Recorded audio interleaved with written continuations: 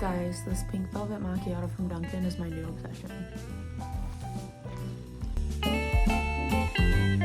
Hello everyone and welcome back to my channel. If you are new here, my name is Liz and today we are going to go through all of the books that I want to read in February, or my Valentine's Day TBR. Now for this video, I chose about 8 books that are all romance themed. There are some YA romance books, there's also some just regular romance books, and there's also some more darker romance books. So I have a little bit of a mixture of different types of romances because I feel like I can't just read one type of romance. Like I'm gonna get burnt out on romance unless I have some variety. So I'm going to be talking about those 8 books that I'm hoping to read sometime in February, and I'm going to share this with you guys in today's video. The first book that I'm hoping to read this February is Never by Jessa Hastings. She's the author of the Magnolia Parks series. Now this is her new kind of fantasy type book. It is a Peter Pan retelling. I got this right before Christmas and I'm so incredibly excited to read this. I wasn't a huge fan of Magnolia Parks, however I did really like her writing style. It was very lyrical, very pretty and magical. So I feel like it's gonna be really fun to read that in a fantasy world. Now, I've never read a Peter Pan retelling, so I'm really excited to get into this. The main character, she's expecting to meet Peter Pan on her 13th birthday. Every single time, all the women in her life, so her mother and her grandma, they all were visited by Peter Pan when they turned 13 and were taken to Neverland. Peter Pan, for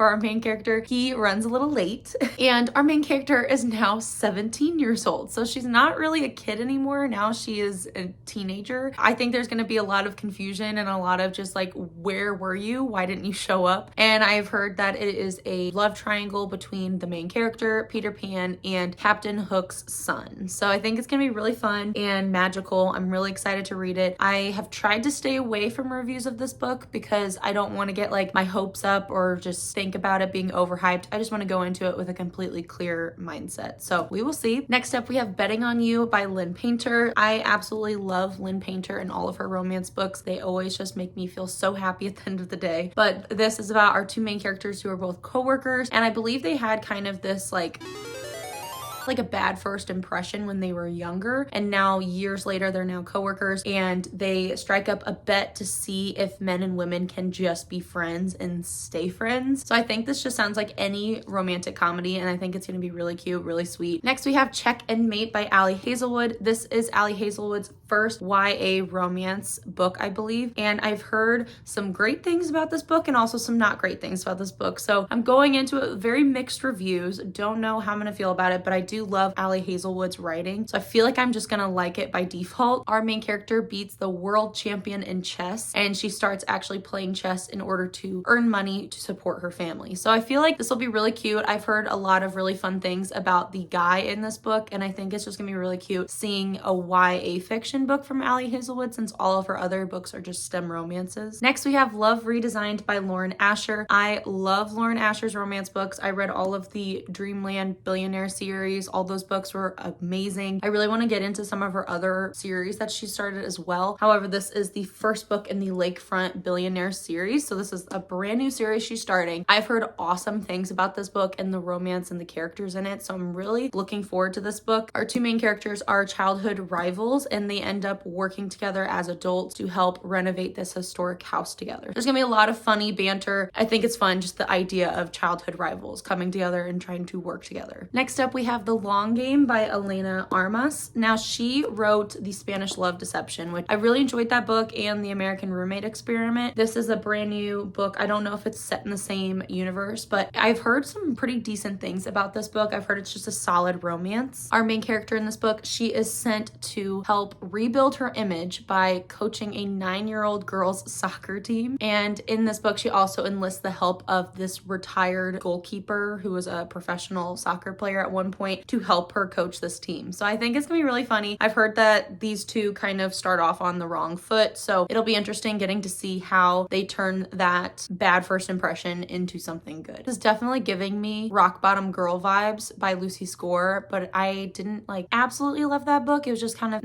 okay, but I'm really hoping that this one is 100 times better. So we'll see. Next up, we have King of Pride by Anna Huang. This is the second book in the Kings of Sin series. So I read King of Wrath last year, I believe, and I did like it. I did enjoy it. Anna Huang actually wrote all of the Twisted Love, like that Twisted Love series. And this book is following two characters who are side characters in King of Wrath. And I remember when I read King of Wrath, they kept mentioning these two side characters, and I could just tell they were gonna have their own book because just like the angst between them was done so well. But this book is an opposites attract romance between a bartender and a billionaire. So I think this will be really interesting. I think it's gonna be fun. I'm excited to see these side characters because I was really looking forward to their book when I read King of Wrath. Next, I'm gonna be reading Too Late by Colleen Hoover. I read a lot of Colleen Hoover, it feels like years ago, and I haven't read one of her books in a while. I'm really excited to read this. This is like her newest book that was released. This is one of her darker romances, so kind of along the same lines as Verity and Layla. I'm really excited to read this one. But our main character in this book, she finds herself getting caught up with this drug trafficker, and he ends up helping her, being kind of a lifeline for her because she is trying to pay for her brother's care. She finds herself very reliant on him and very dependent on him. And in turn, he starts developing kind of this obsession with her. And one day, our main character, she ends up meeting this DEA agent who's actually in charge of catching this drug trafficker. And they both kind of feel this mutual attraction for each other. I feel like this agent is going to get caught up in all of this. Our main character is going to get caught up in all of this, and it's going to turn very dangerous very fast. I have a feeling it's going to be very psychological, very suspenseful, and I'm totally here for it. I need a more like darker romance or psychological romance instead of all of these lighthearted ones throughout